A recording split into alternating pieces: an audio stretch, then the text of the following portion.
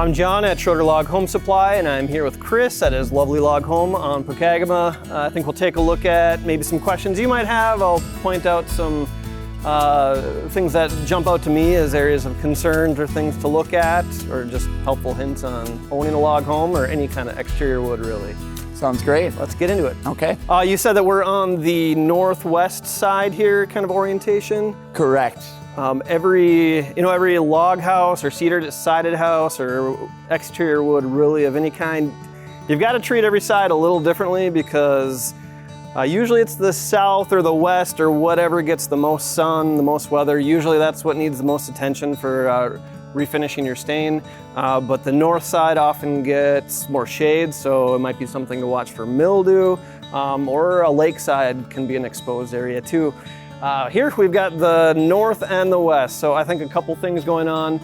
You can see on the top curvature here, there's some darkening. Usually you're gonna see that with a curvature of a log.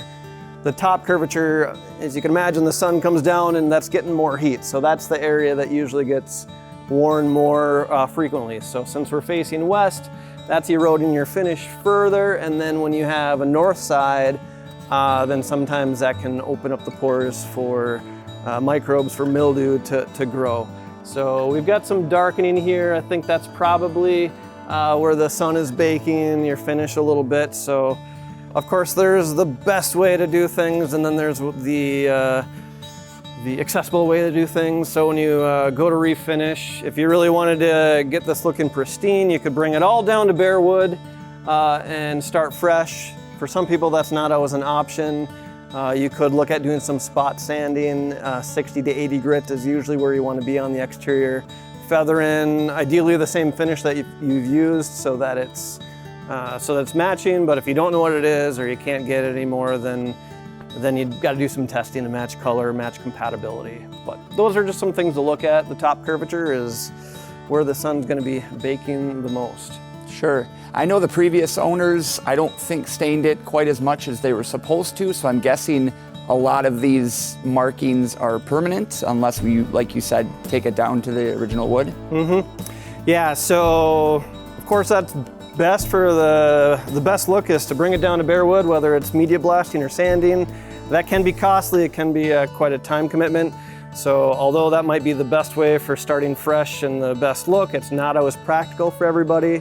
So sometimes, like I said, either spot sanding and feathering a new coat, or when you have some darkened wood here, sometimes you can use wood brighteners to clean it. So sodium peroxide type cleaners, oxygen bleach that you mix with water, and then it kind of turns into a peroxide that brightens the wood, sterilizes any mold or mildew spores, and might be able to, with either light pressure washing or scrubbing. There's some debate in the industry about power washing log homes, but if you're doing it, correctly and carefully, or just scrubbing to remove those sunburn cells and get it fresh. So every house is different, every situation is different, budgets are different too. So life is full of decisions and trade-offs and pros and cons. I think for us, one thing we think is kind of cool is that it gives it a little bit of character, the worn wood look.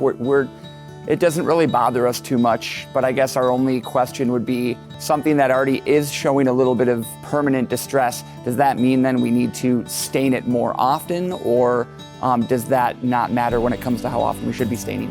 Yeah, so a lot of times one side's gonna need more frequent attention. The thing that you're trying to do with wood to preserve it, to protect it, besides the aesthetic value, is you want to keep the water out of the wood. Water leads to decay, and that can help to invite insects in. So a performance thing is the primary concern. If you're not really concerned about the darkening, and I agree, sometimes it's nice to have that patina, that character to the wood.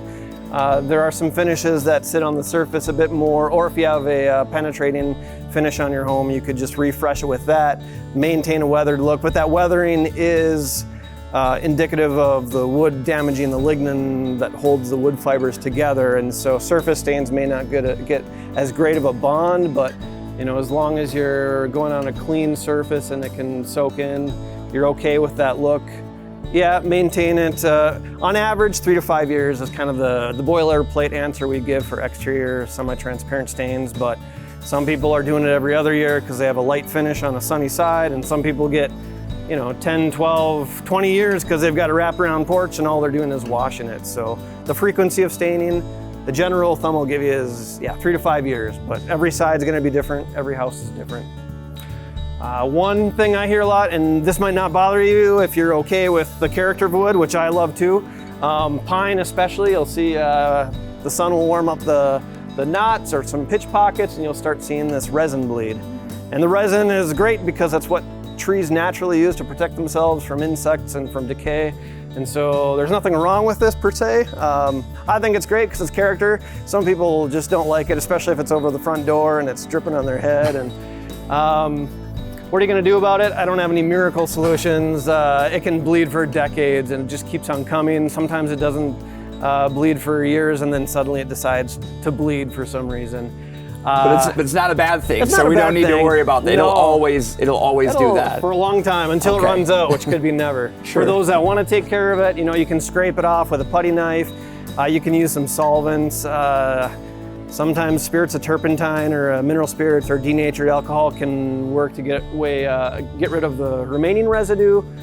New construction, some people try to treat it with a torch. I mean, there's a lot of solutions. I don't have any miracles. It's part of the character, part of the nature of logs and wood. And some species and some harvests of the wood are factors that might make that more of an issue. But usually it's going to be on the sunny side that's warming those. But yeah, scrape it off, restain. If it doesn't bother you, great. It's character. It's nature.